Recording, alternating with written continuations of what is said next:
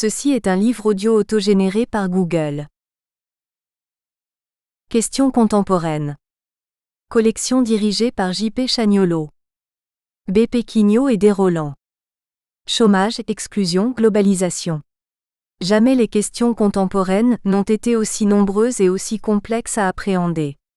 Le pari de la collection Questions contemporaines est d'offrir un espace de réflexion et de débat à tous ceux, chercheurs, militants ou praticiens, qui osent penser autrement, exprimer des idées neuves et ouvrir de nouvelles pistes à la réflexion collective. Dernière parution. HELDENBERG Chan, sous la dire Les démarches qualité dans l'enseignement supérieur en Europe, 2007. Gilbert Vincent, L'avenir de l'Europe sociale, 2007. Paul KLOBOUKOFF, Rénover la gouvernance économique et sociale de la France, 2007. Claude Fouquet, Histoire critique de la modernité, 2007. Gérard Poujade, Une politique de développement durable. Acteur d'une vie digne, 2007. Noël Jouenne, Dans l'ombre du Corbusier, 2007. Jean-Jacques PROMPSY, Traité des corruptions, 2007. Mohammad Kassalab, Éducation et évolution des savoirs scientifiques, 2007. P. Le Prêtre, B. Urfé, Le principe de précaution. Une clé pour le futur, 2007. Ibrahim Assar, La démocratie en débat, 2007. Cyril Le Tallec, Secte pseudo-chrétienne, 2007. Julien Guelfi, Non à l'euthanasie, 2007. Sébastien Roffa, Disney et la France. Les 20 ans d'Euro Disneyland, 2007. Francis JAUREGUYBERRY, Questions nationales et mouvements sociaux en Pays Basque, 2007. Sébastien Brunet, Société du risque, quelle réponse politique, 2007. Jacques Méraud, Réinventer la croissance, 2007. Niels Anderson, Daniel IAGNOLITZER, Vincent Rivasso dire Justice internationale et impunité, le cas des États-Unis, 2007. À feu mon père, que Dieu ait son âme.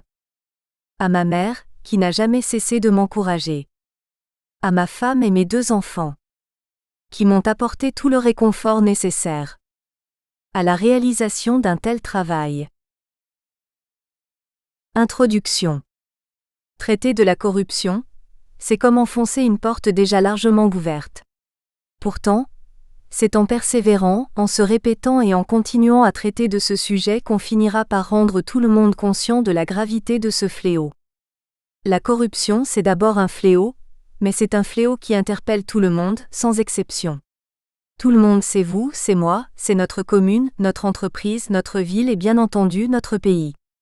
Car tous pâtissent des méfaits économiques, sociologiques et humains de ce phénomène. En traitant ce sujet, je pensais naviguer sur un lac mais je me suis retrouvé dans un océan. C'est ainsi que je me suis retrouvé devant une immense quantité d'informations, issus d'articles de journaux, d'ouvrages, de films et de textes sur l'Internet qu'il fallait analyser et synthétiser. Cet essai est donc devenu la résultante d'une approche en 2 volets. Analyse et synthèse d'une riche documentation. Réflexion et proposition d'action. Le tout enrichi de la description de cas réels, connus et largement traités par les médias. Le plan de l'ouvrage reflète fidèlement cette démarche. Mais ce qui est le plus important, c'est le volet opérationnel qui a permis d'aboutir à une série de propositions d'actions réalisables. Ces actions concernent d'abord les pays riches, pour qui la corruption est un moyen permettant à des individus opportunistes de s'enrichir illicitement sans que cela ne pénalise le pays tout entier, car les institutions et les bases de la démocratie restent solides. Mais ces actions concernent ensuite et surtout les pays pauvres où les méfaits de la corruption sont beaucoup plus dévastateurs car ils contribuent à augmenter la pauvreté et à freiner le développement. J'espère via cet ouvrage que chaque lecteur se sentira personnellement interpellé pour qu'un jour, le fléau de la corruption soit combattu comme l'est par exemple aujourd'hui, le dopage dans le monde du sport. L'auteur. Qu'est-ce que la corruption ? Bien que le terme de corruption soit largement utilisé, il reste très difficile à définir car aucune des multiples tentatives ne parvient à englober les nombreux cas et les diverses formes prises par le phénomène, corruption active, extorsion de fonds, fraude, trafic, détournement, népotisme, clientélisme, blanchiment, commission occulte, etc. Mais quelle que soit la forme, La corruption implique un échange entre un corrupteur qui fait l'offre et un corrompu, le bénéficiaire. Un autre élément contribue à complexifier la notion de corruption, c'est la participation d'un intermédiaire dans l'opération. Ceci ne nous empêchera pas de tenter d'approcher la définition le plus près possible. Analysons d'abord la distinction qui est faite entre la petite et la grande corruption. La première concerne généralement le versement de sommes peu élevées à des agents publics de rang inférieur, dans le but de faciliter les choses ou de contourner certains obstacles bureaucratiques.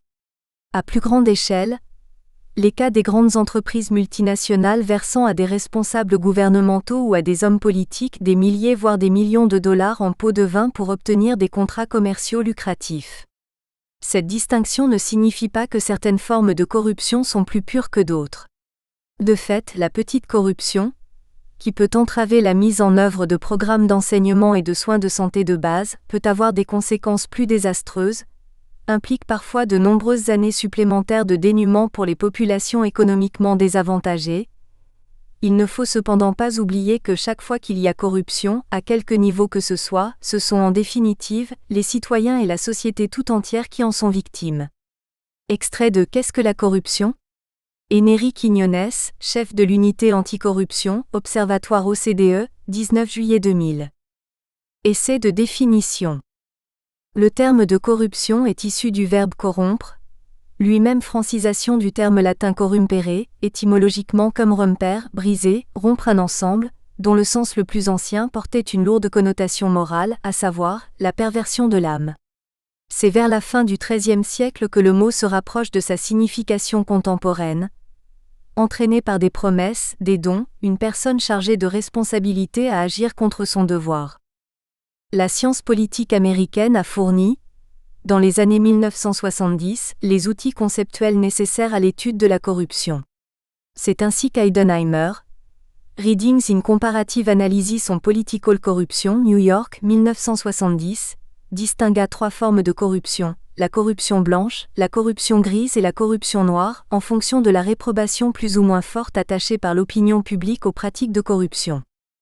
La corruption noire correspond aux pratiques les plus graves réprimées par le droit pénal. La corruption grise est condamnée par l'opinion publique, mais tolérée dans les milieux dirigeants. La corruption blanche est généralement tolérée ou considérée comme bénigne par l'ensemble de la population. En pratique, la corruption est un acte qui résulte d'un abus de pouvoir politique, judiciaire, administratif ou économique, et de son détournement au profit d'intérêts privés. Elle consiste, généralement, en un échange d'une rémunération contre un avantage illicite. On ne trouve aucune définition précise de la corruption qui vaudrait pour toutes les formes, tous les types ou tous les degrés de corruption, ou qui serait universellement admise comme couvrant tous les actes qualifiés de corruption. La corruption ressemble à un prisme à multiples facettes que l'on peut regarder sous divers angles. On peut ainsi l'appréhender comme un phénomène social, ou sous l'angle des sciences politiques, de la théorie économique et organisationnelle ou du droit pénal ou encore du droit civil. La corruption peut être considérée comme un phénomène de société et dans ce sens, on parlera alors de corruption systématique des systèmes juridiques, de la gestion économique des fournitures de services publics et de la prise de décisions politiques. Pareille corruption peut avoir des effets de pervertir dangereusement les motivations, d'ébranler la soumission volontaire à des règles, de dissuader les investisseurs et de rendre la démocratie ineffective. Ces répercussions sont aussi bien économiques que politiques, minage des institutions, et sociales, puisque la redistribution des richesses et du pouvoir se fait au profit des nantis et des privilégiés. Lorsque la corruption sape les droits de propriété, le principe de l'état de droit et les encouragements à l'investissement, elle s'attaque directement au développement économique et politique. La corruption, quelle que soit sa forme et à quelque niveau qu'elle intervienne, affaiblit gravement les valeurs fondamentales d'une société. Elle anéantit ainsi la notion de bonne foi qui est indispensable au fonctionnement correct des institutions gouvernementales, politiques et commerciales. En outre, la corruption débouche sur l'arbitraire et sur l'incertain. Elle revient à nier foncièrement et à mépriser la primauté du droit. Conseil de l'Europe, Plan d'action contre la corruption partie 2. La corruption dans le monde. 1. La corruption dans l'Empire romain. 1. La République romaine a réglé à sa manière les rapports de l'argent et de la politique. Achat de voix, enrichissement personnel, entente délictueuse. C'est en comparant les mécanismes de corruption à des époques éloignées qu'on peut mieux les cerner. À ce titre, la fin de la République romaine entre les années 130 av. JC et les années 30 av. JC fournit de nombreuses informations. On y voit triompher la corruption dans le cadre d'institutions républicaines. Et l'œuvre de Cicéron, surtout sa correspondance et ses discours, est remplie sur ce sujet d'informations précieuses. Les institutions romaines apparemment n'étaient pas démocratiques. En outre, au 1er siècle av. JC, elles fonctionnaient de plus en plus mal. Mais le pouvoir de chaque magistrat était alors limité, mais cela n'a pas empêché la corruption de se développer. Rappelons qu'à Rome, le gouvernement était assuré par des magistrats élus individuellement pour un an. Les plus importants étaient les 2 consuls, chargés de la politique générale et de la défense. Les préteurs, entre 6 et 10 au 1er siècle av. JC s'occupaient eux de la justice.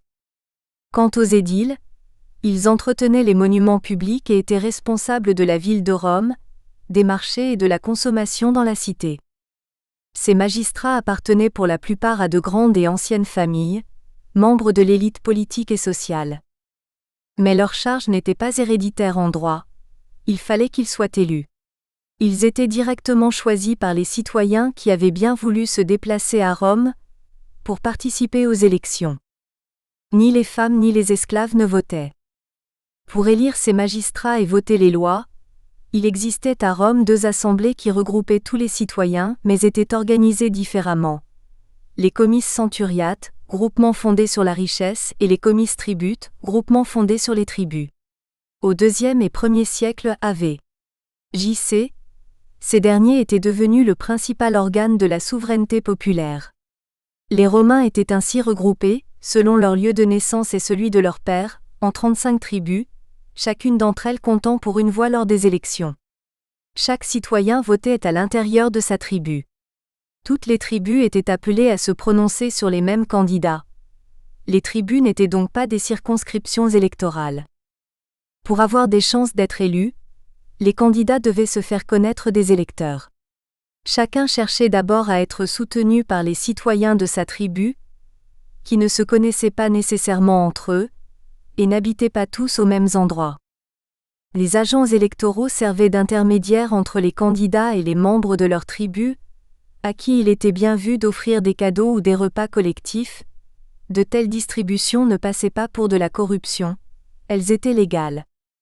Cette solidarité unissant les candidats aux électeurs est à replacer dans le cadre des relations clientélistes, qui faisaient partie des valeurs les plus anciennes et les mieux acceptées de la société romaine. Les clients, souvent des citoyens modestes, étaient attachés à leur patron par des liens à la fois financiers et symboliques.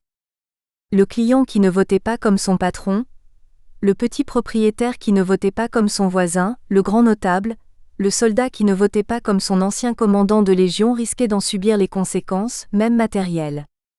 Ainsi, on ne trouvait pas scandaleux qu'un notable essaie d'influencer le vote des plus modestes.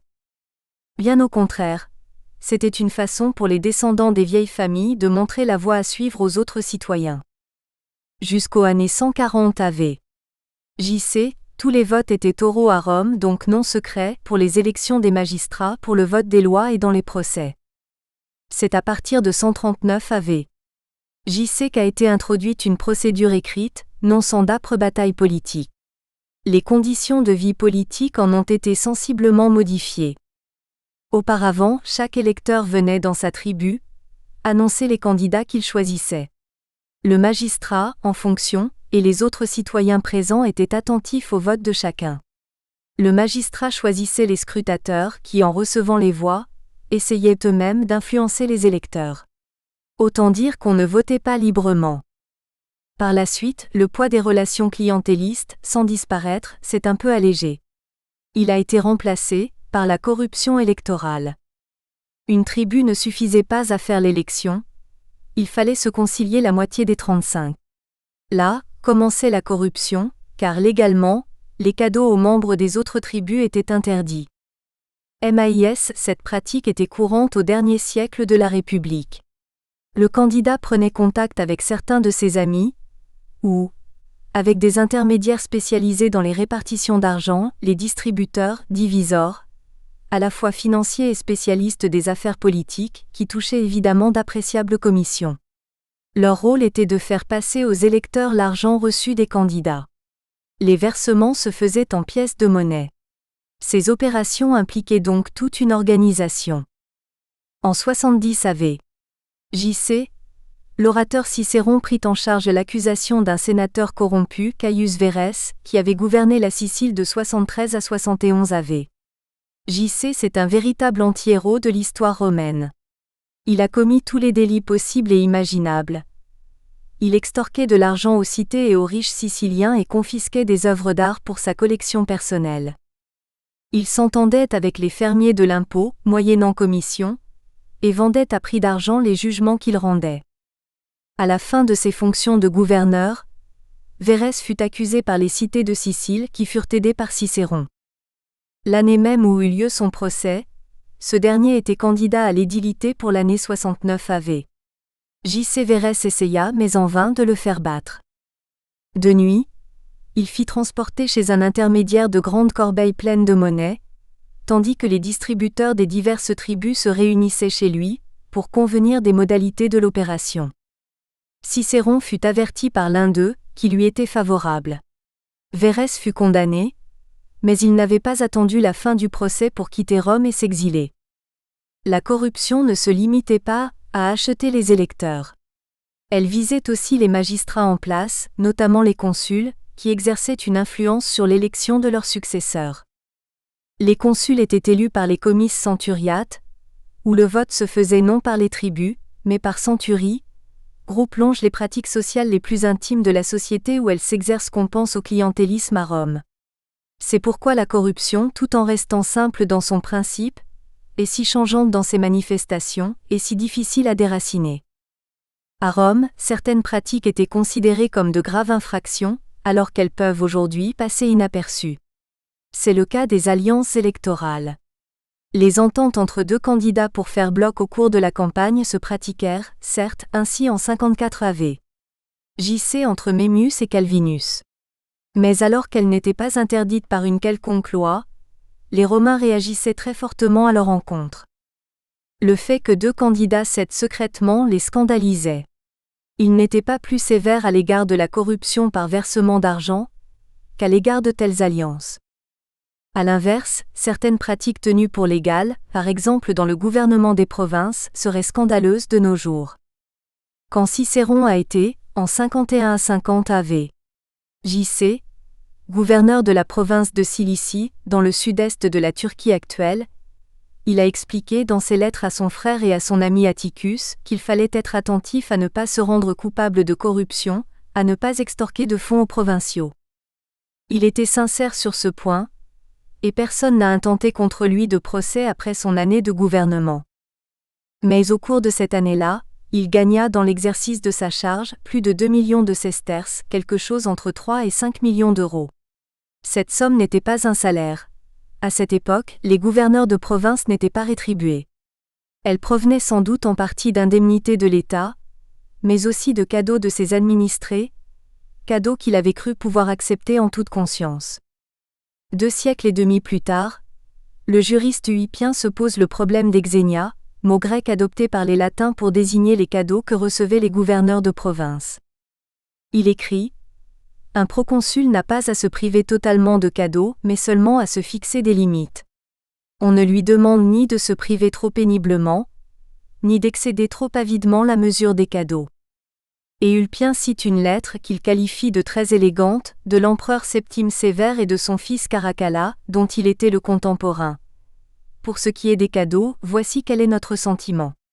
Il y a un vieux proverbe grec, out panta out pantote, out parapantone, ni tout ni toujours ni de tous. Car refuser de tout manque trop de civilité, mais accepter de toute part est très méprisable, et tout accepter est un signe de grande cupidité. De 2. La corruption mondialisée, le blanchiment international de l'argent. Un rôle du crime organisé dans le marché de l'économie, à l'ère de la mondialisation. Si les méfaits de la petite délinquance sont mis en vedette et souvent très médiatisés, les rôles politiques et économiques ainsi que les influences des organisations criminelles internationales restent très méconnus de l'opinion publique. Les sanglants affrontements entre gangs rivaux dans les rues de Chicago appartiennent à la belle époque des années 20. Dans la période d'après-guerre, les syndicats du crime ont progressivement gagné en respectabilité en se comportant de plus en plus en entreprises ordinaires. Depuis lors, le crime organisé est solidement imbriqué dans le système économique.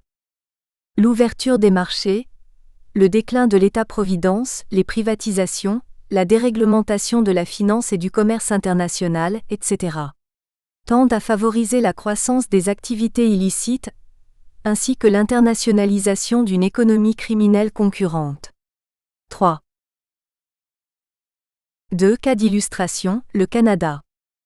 Pour illustrer ce phénomène, c'est le cas du Canada qui sera traité, en détail, car ce pays est l'un des plus touchés dans le monde par ce phénomène de blanchiment. Les sommes d'argent sale blanchies au Canada se situent quelque part, entre 5 et 17 milliards de dollars, a indiqué l'inspecteur John Mair de la Gendarmerie royale du Canada, GRC, dans la conférence d'ouverture de l'Institut international de recherche sur le blanchiment d'argent. Citant le Fonds monétaire international, M. Mair a précisé que cet organisme réputé évalue à environ 2% du produit intérieur brut, PIB, d'un pays l'importance des sommes qui y sont blanchies.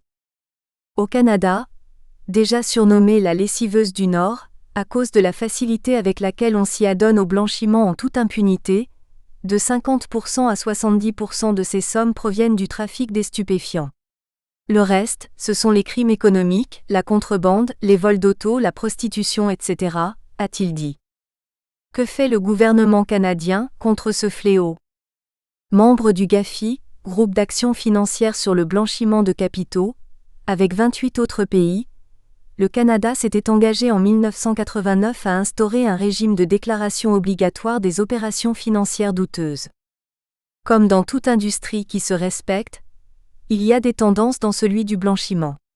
Une des plus récentes, selon l'inspecteur de la GRC, le milieu préfère désormais avoir ses actifs dans un pays autre que celui où il exerce ses activités. 3 étapes. Il y a 3 étapes au blanchiment selon lui. La première, il faudrait dans le système les masses de petites coupures ramassées pour ainsi dire dans la rue. 1 million en billets de 20, 50, 100 $, ça pèse 120 livres, a précisé M. Mair pour donner une idée de l'ampleur du problème. Un moyen parmi d'autres. Le blanchisseur se présente à un casino, achète des jetons pour une somme importante. Après avoir joué à quelques tables, il retourne à la caisse et échange ses jetons restants contre un chèque libellé par le casino. Autre moyen, il achète un commerce ou en fait acheter un par un prête-nom, et en grossit artificiellement le chiffre d'affaires avec de l'argent sale. On mélange le sale et le légitime. Ou encore, il fait des avances sur ses cartes de crédit, et achète ensuite ce que bon lui semble en toute quiétude. Deuxième étape, de grosses sommes sont déplacées d'une société écran à une autre créée par les blanchisseurs afin de brouiller les pistes. Et rien de plus facile que de fonder de telles sociétés, dit M. Mair, par exemple une International Business Company, IBC, aux Bahamas, par l'entremise d'Internet, en 24 à 48 heures, moyennant des frais de 2100 $ US. Troisièmement, l'argent doit revenir tout propre dans le système. Un des exemples donnés par M. Mair, après que M. Net a viré 3 millions au profit de sa société écran ABC de Panama, celle-ci le verse à son compte bancaire à Panama. Puis, la même somme est virée à partir de la Banque de Panama, dans le compte en Suisse d'IBC. Enfin, ABC puise dans son compte en Suisse pour prêter 3 millions à M. Net qui, précisément, vient d'acheter pour cette somme un petit hôtel au Canada. L'argent n'a plus d'odeur. Actif à Montréal depuis le début des années 1990, l'Institut international de recherche, qui a son siège social à Londres, se spécialise dans la mise sur pied de conférences touchant le milieu des affaires. 4. Le problème coûte cher.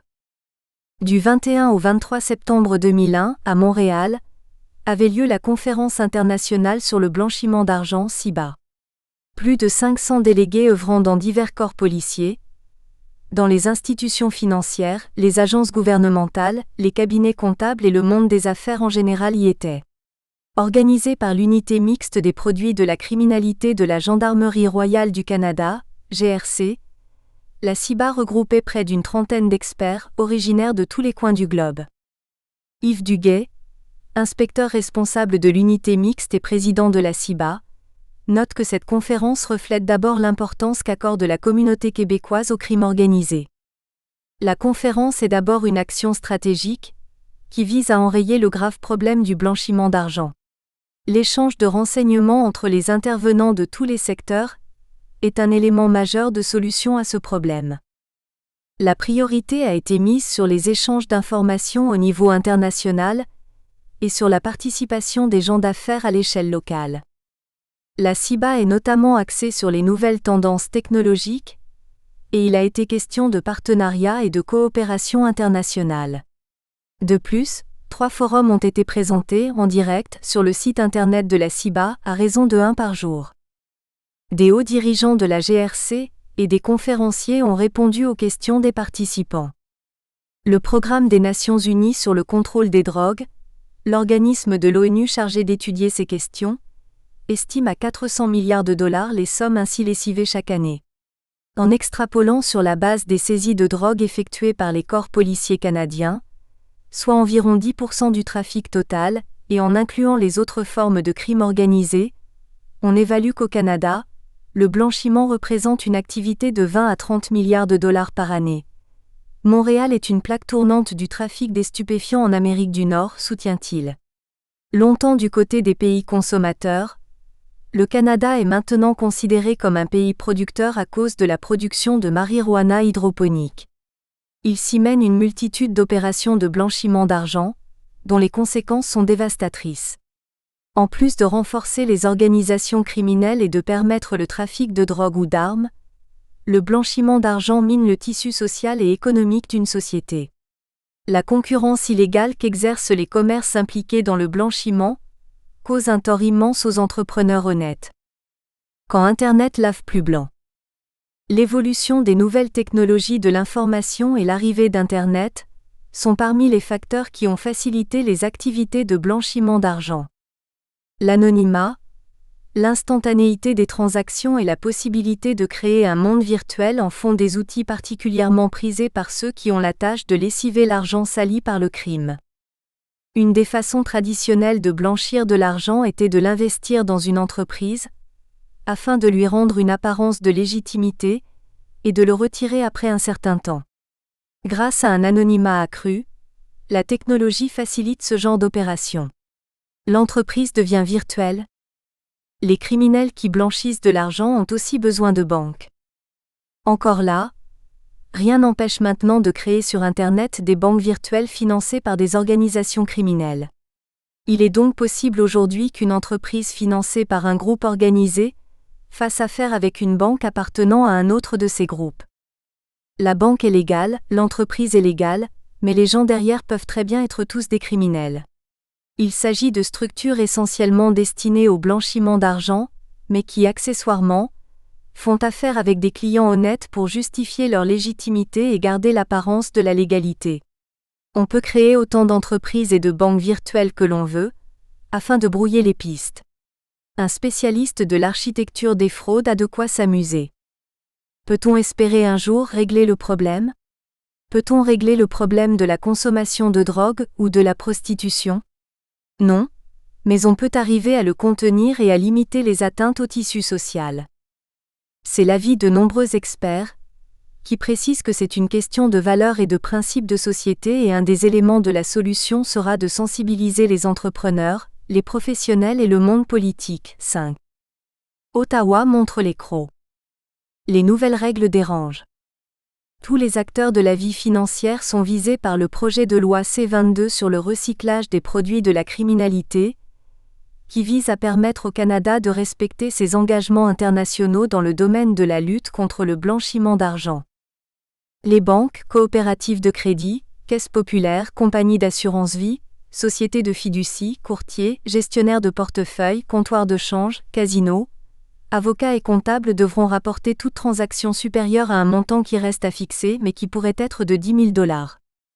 Actuellement, les institutions financières doivent tenir un registre de ces transactions, mais elles les rapportent seulement si elles les jugent suspectes. Toute importation ou exportation de 10 000 $ ou plus devra aussi être rapportée, d'après ce projet de loi, et les pouvoirs des douanes sur ce type de transactions seront accrus. Le projet C22 prévoit aussi la création d'un centre d'analyse des opérations et déclarations financières. Avec un budget d'environ 10 millions, ce centre recevra et analysera les données transmises par les personnes assujetties à la loi. De tels centres ont été créés aux États-Unis, en France et en Grande-Bretagne, mais ils ont connu des succès mitigés parce qu'ils ont une tâche énorme à abattre et qu'ils sont sous-financés. Le barreau du Québec a soulevé des objections à ce projet de loi, qui transformerait en quelque sorte les avocats en délateurs. Le barreau estime qu'en rapportant des transactions, l'avocat violerait le secret professionnel. Par contre, l'Association des banquiers canadiens, ABC, appuie ce projet de loi. 3. Les paradis fiscaux. C'est dans les paradis fiscaux que les syndicats du crime sont en contact avec les plus grandes banques commerciales du monde, leurs filiales locales spécialisées dans le private banking offrant un service discret et personnalisé à la gestion de comptes à haut rendement fiscal. Ces possibilités d'évasion sont utilisées aussi bien par des entreprises légales que par des organisations criminelles. Les progrès des techniques bancaires et des télécommunications offrent de larges possibilités de faire rapidement circuler et disparaître les profits des transactions illicites. Conséquence de l'évasion fiscale, l'accumulation dans les paradis fiscaux d'énormes réserves de capitaux appartenant à de grandes sociétés est aussi responsable de l'accroissement du déficit budgétaire dans certains pays occidentaux. L'ampleur du phénomène est impressionnante. Il existe quelques 55 paradis fiscaux dans les principales régions du monde, les îles Caïmans, le Luxembourg, les Bermudes, les Bahamas, l'île Maurice sans oublier Monaco, Gibraltar ou la Suisse. Les paradis fiscaux constituent un prolongement du système bancaire occidental. Les comptes y sont accessibles par réseaux informatiques. Avec la déréglementation, ils font partie intégrale du marché financier mondial. Les affaires légales et illégales sont de plus en plus imbriquées. Les mafias investissent dans les affaires légales qui, inversement, canalisent des ressources financières dans l'économie mafieuse via des banques ou des entreprises commerciales impliquées dans le circuit de l'argent sale. Le secret bancaire et l'anonymat protègent les institutions bancaires des enquêtes publiques et des inculpations. Non seulement, les grandes banques acceptent de blanchir l'argent en échange de lourdes commissions, mais elles octroient également des crédits à taux d'intérêt élevés aux mafias, au détriment des investissements productifs industriels ou agricoles. 6. 4. L'argent sale paye la dette. La crise de la dette, issue dans les années 80, de l'augmentation du prix des matières premières, a ruiné les pays en voie de développement. Dans beaucoup de ces pays, une économie souterraine alternative s'est développée et a permis de fournir un terrain fertile pour les mafias. La production illicite, cannabis, hashish, opium, etc., est devenue le secteur d'activité dominant et une source principale de devises.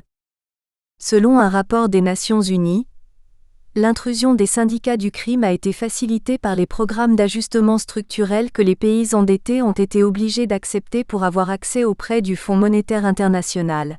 7.